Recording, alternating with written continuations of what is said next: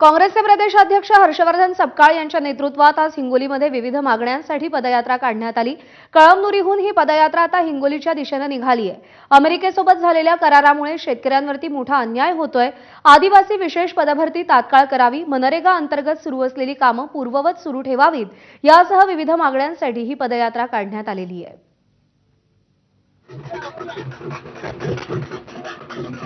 काँग्रेस प्रदेशाध्यक्ष हर्षवर्धन सपकाळ यांच्या नेतृत्वामध्ये आज कळमनुरीहून हिंगोलीच्या दिशेने काँग्रेसची पदयात्रा निघालेली आहे। आपण बघू शकता हर्षवर्धन सपकाळ स्वतः सहभागी झाले, त्यांच्यासोबत नांदेडचे अनेक माजी आमदार, त्याचबरोबर काँग्रेसचे पदाधिकारी, शेतकरी आणि काँग्रेसचे कार्यकर्ते मोठ्या संख्येने या पदयात्रेमध्ये सहभागी झाले आहेत। नेमक्या काय मागण्या घेऊन हर्षवर्धन सपकाळ हिंगोलीला निघाले आहेत ते पाहूया। काय मागण्या घेऊन तुम्ही निघाले?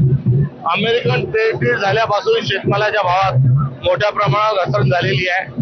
मका, सोयाबीन, कापूस हा थेट विदेशातून आयात होणार आहे, तर दुसरीकडे फळांच्या बाबतीत मोठ्या प्रमाणावर नुकसान हे सहन करावे लागणार आहे। आणि अशा परिस्थितीत अमेरिकन ट्रेड डील हे ताबडतोब रद्द करावं ही आमची आजच्या या पदयात्रेच्या माध्यमातून भारत सरकारला विनंती आहे। तर यासोबतच या परिसरातले आणि महाराष्ट्रातले जे उपेक्षितांचे प्रश्न आहे, आदिवासींचे जे प्रश्न आहे, कष्टकऱ्यांचे, शेतकऱ्यांचे, मागासवर्गीयांचे, महिलांचे जे प्रश्न आहे, त्या प्रश्नावर देखील लक्ष वेधण्याचा आमचा प्रयत्न आहे।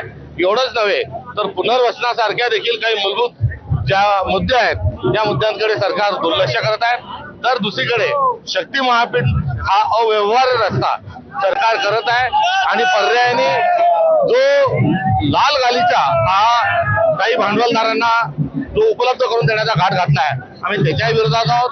गडचिरोलीचं लोखंड हे समुद्रापर्यंत, बंदरापर्यंत पोहोचवण्याकरता शक्ती महापीठाचा जो हट्ट सरकारने चालवला आहे, त्याचाही आम्ही धिक्कार करतो, त्याचा आम्ही निषेध करत आहोत। माधव दिपके, एबीपी माझा, कळमनुरी, हिंगोली।